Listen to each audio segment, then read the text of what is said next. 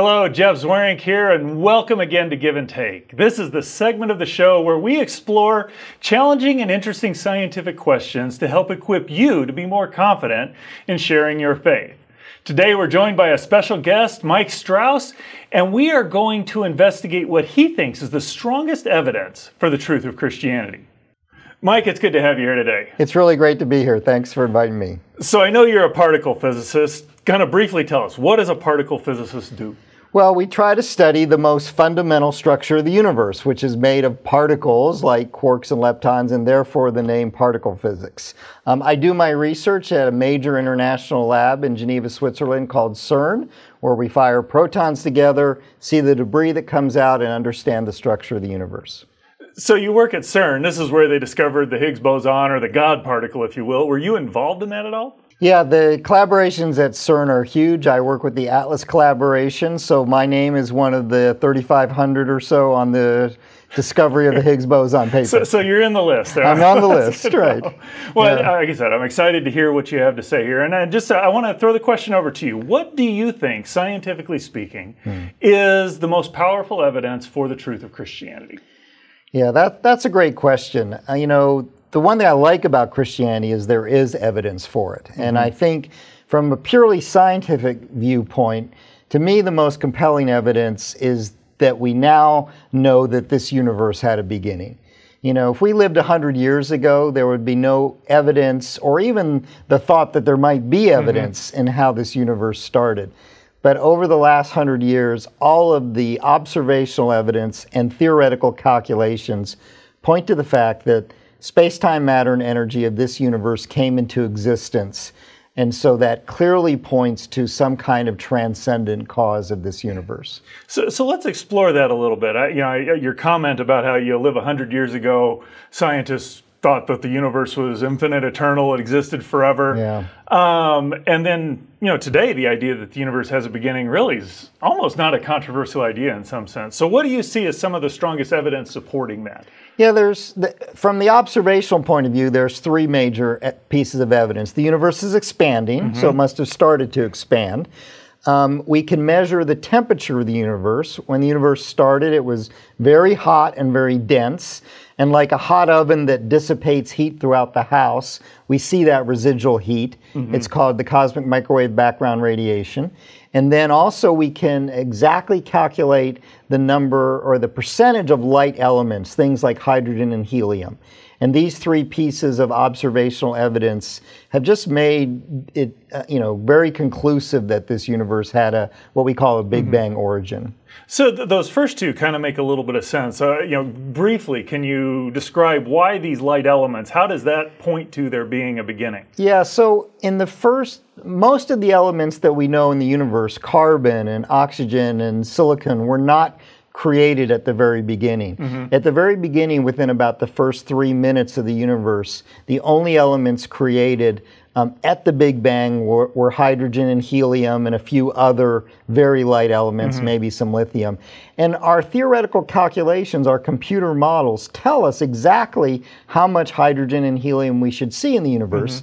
And what we see agrees to the calculations to about 1 part in 10,000. So it's a very well understood theory of how these light elements were created in the Big Bang. So that measurement of the amount of those elements points to Big Bang cosmology being an accurate description, and the beginning flows out of Big Bang cosmology. Yeah, in fact, it's really amazing that to this kind of order of 1 part in 10,000, our Big Bang cosmology simulations exactly agree with what we see in the universe.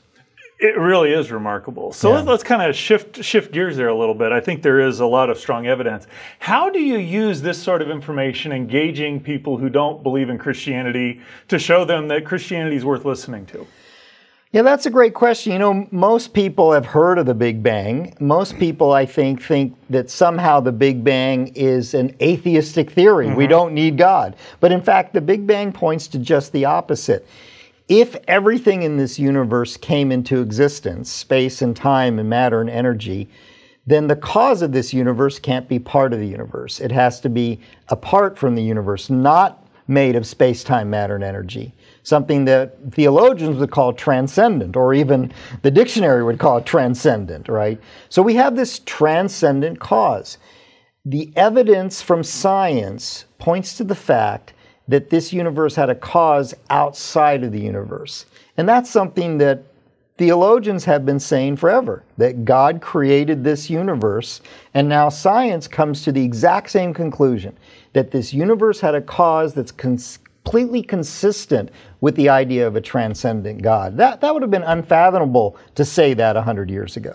You know, it really is remarkable considering, you can make a reasonable case that science has spent a long time trying to figure out how to get around a beginning, if you will. The idea that we end up with this model where there's something outside the universe that brings it into existence in a way that aligns with the way the Bible describes things, that really does seem to be pretty powerful. Yeah, and I think scientists are still uncomfortable with it. Mm-hmm. The theological implications are so strong that scientists are continuing to look for ways around the fact that this universe has a beginning.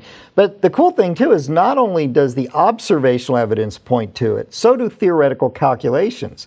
Whether you use general relativity for your calculation, or this theorem that was developed by Borde, Guth, and Vilenkin called the BGV theorem, all the theoretical physics also points to the fact that the universe had an actual beginning. So as you use this, or somebody would go out and say, hey, it looks like the scientific evidence points to a beginning and does this, what sort of pushback, or how do people who don't want to engage that respond? What sort of criticism do you get? Well, it probably comes in two ways. There are some people who want to try to still remove the beginning. Stephen Hawking's no boundary condition, which he wrote about in A Brief History of Time, is trying to remove an actual beginning. But it doesn't really do that. I mean, we could get into the details. It still requires a beginning. And then the other way to try to get around it is to say, well, maybe the beginning is caused by some natural phenomena. Larry Krauss's A Universe from Nothing kind of points in that direction. We have this natural emergence of the universe from nothing. And both ideas have lots of problems we could talk about. Well, it still seems like even if you do go that route, you still end up with a beginning, which is remarkably consistent with how Scripture describes the universe. Yeah, one thing I've pointed out to people is, if I'm a Christian who believes the Bible's true, what the Bible tells me is that this universe, our space-time, matter, and energy, had a beginning. In the beginning, God created this universe. And in fact, that is now completely confirmed by science. No matter what happens, you can't get away from that. So even if we were to push back and say, well, what was there before the beginning of this universe? The statement of Scripture has been confirmed by science, and I think that's powerful evidence for the truth of Christianity. As we look at this creation, if God is the creator, we would expect the Bible to give us an accurate description of what this universe looks like. And when we look, despite some of scientists trying to get around what we see evidence for a beginning, that this universe began, and the Big Bang describes that well. I know Mike has written about this in his book called The Creator Revealed, and I would encourage you to get that book and explore that in more depth so that you're more equipped to understand the evidence for the beginning and how you can use that to spread the gospel with those you know.